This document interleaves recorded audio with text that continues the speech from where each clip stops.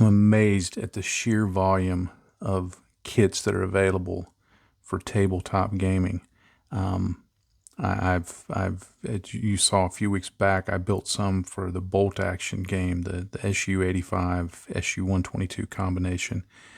And that's from Warlord Games, and I went to look at their website to see, okay, are there any kits that I want to do later in the year that I think would be interesting that I could, you know, get some fun out of.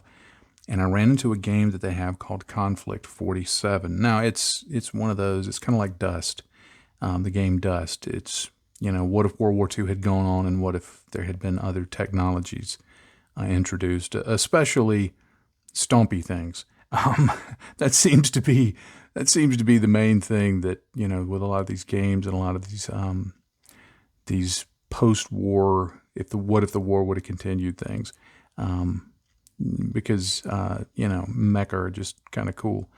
And they had several, and I ran into this M8 Grizzly medium assault walker, and I'm trying to do a little better about building what's in my stash, but I looked at that picture and I'm like, yeah, I'm going to be doing that one. That just looks too cool to pass up. Now the kit's a resin kit, and it's traditional resin. It's not 3D printed resin. It's make a mold resin kind of stuff, and it's not bad. I hesitated when I saw that it was resin and what model manufacturers euphemistically refer to as white metal, and I'll talk about that in a minute. Not because I've not built resin kits, but the reason I hesitated was because I have built resin kits. I built a lot of resin kits. And some resin kits you get, especially from small manufacturers, and you're just,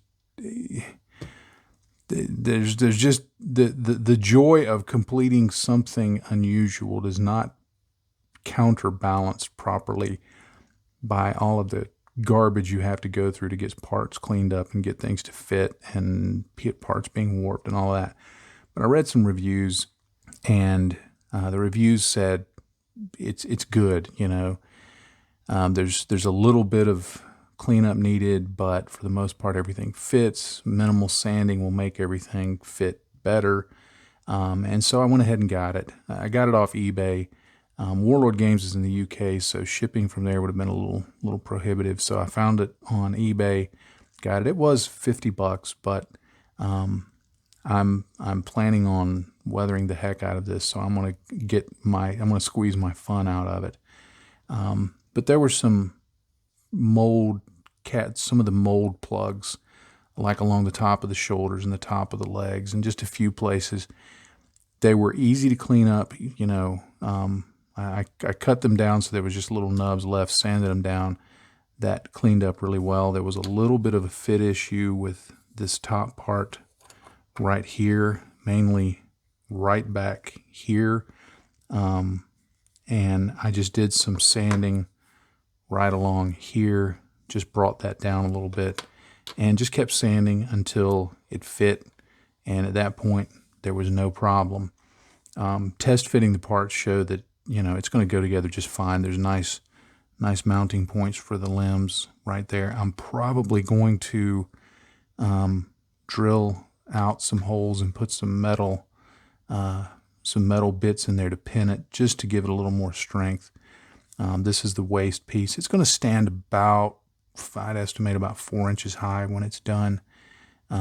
So it'll be a decent sized kit. It looks like it's going to be, if you're familiar with Warhammer, it looks like it's going to be about the size of a dreadnought kit, maybe a little smaller, but roughly that size. But as I mentioned earlier, it does come with some white metal parts. The biggest reason I'm not a fan of white metal parts is calling them white metal is a little deceptive, because the first time I got some white metal parts, it was some white metal landing gear for an aircraft, and there was all the detail is so sharp on them, and they add strength to it and all of this stuff.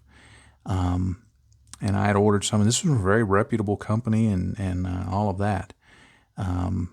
scale aircraft conversions. It was just, people just raved about them. So I got some in.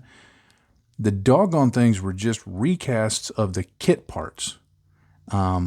Provided no additional detail, no correction to anything.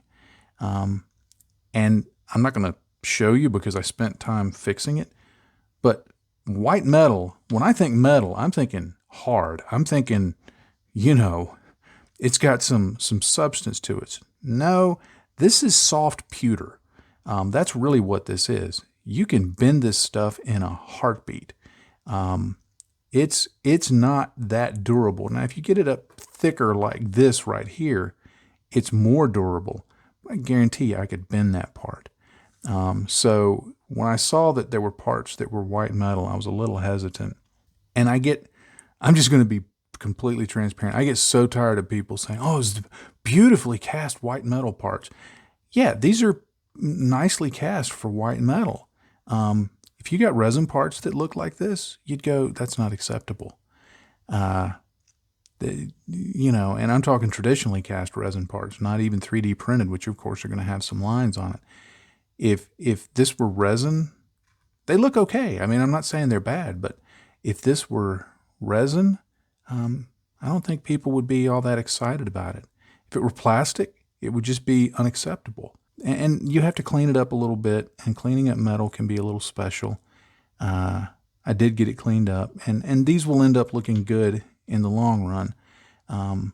But I say this not to dissuade anybody from buying the kit, because I actually think this kit is good. And these, as far as white metal parts, these are some of the better white metal parts I've seen.